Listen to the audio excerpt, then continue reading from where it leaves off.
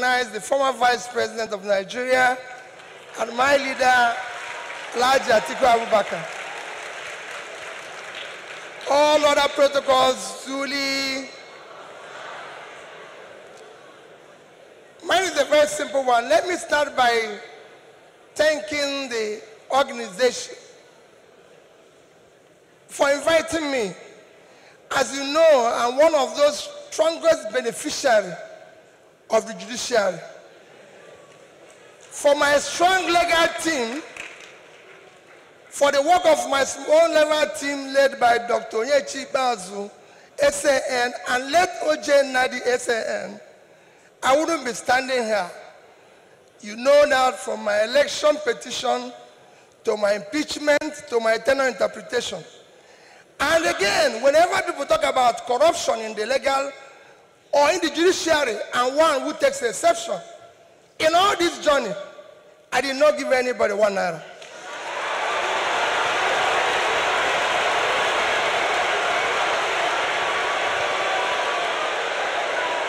So for me,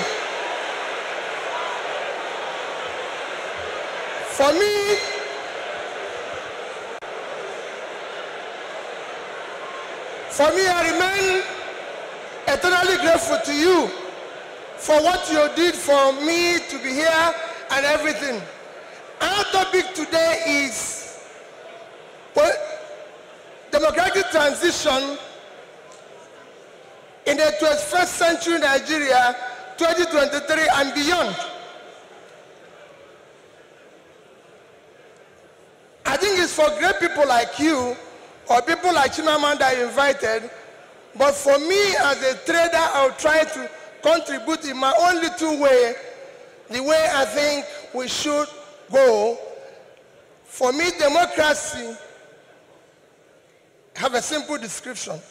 Government of the people, by the people, for the people. That means everything about democracy is the people. And transition means changing from one thing to the other. And for me, Nigeria needs urgent transition from being a highly insecure country to a secure country, from a disunited country to a united country, from corruption to a transparent country, from a country of lawlessness to a country of law and order. But in all this, it is important that we look at where we are today for people to understand the gravity of the journey we are going to take if we are going to transit. Where are we today? Nigeria have qualified to be a failed state. We have met the 2 or 3 biggest characteristics of a failed state. Number 1 is when you are no longer in charge of your territory. Today, we are among the top terrorized countries of the world.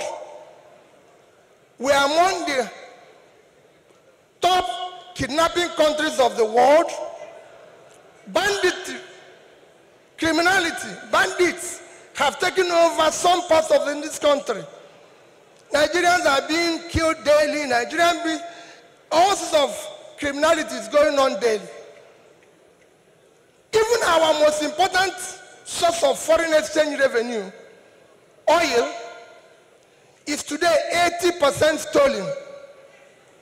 That shows how bad it is. We are the only country, apart from Venezuela, who we know is their own is because of sanctions, that is not meeting up its OPEC quota. Every other country is begging for increase, but Nigeria is not meeting up its own. And you wouldn't believe the quantity that is missing.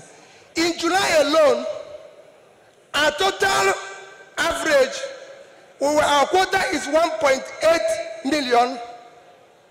In July, our total average was 1,083,000 barrels a day.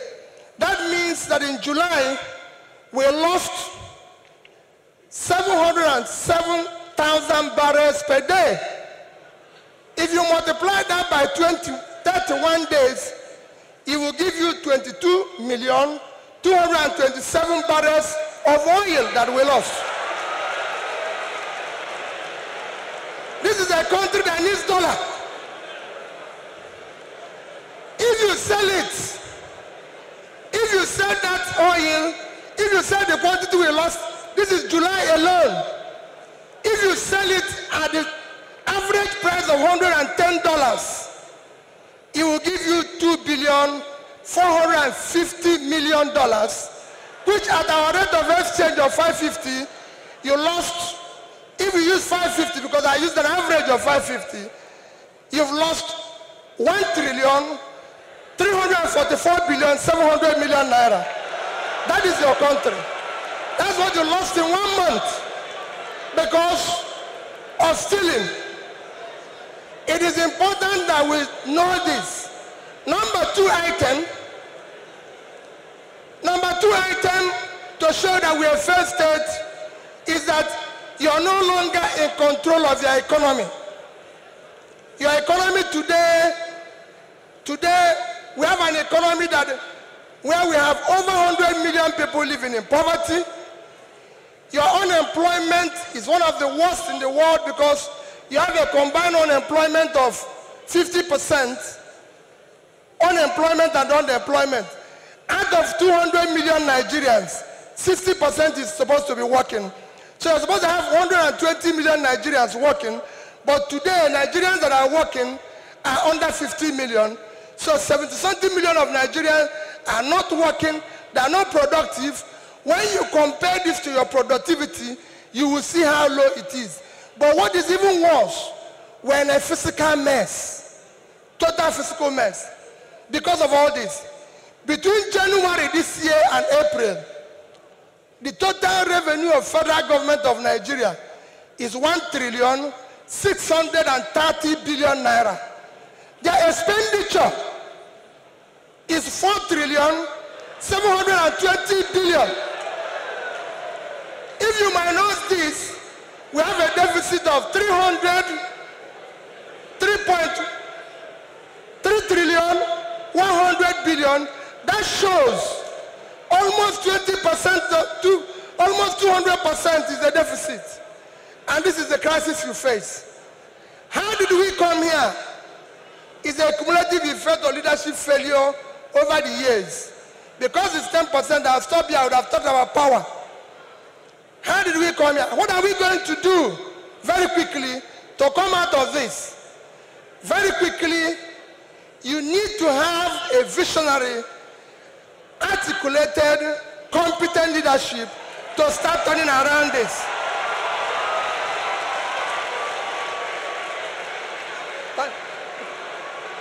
So next year,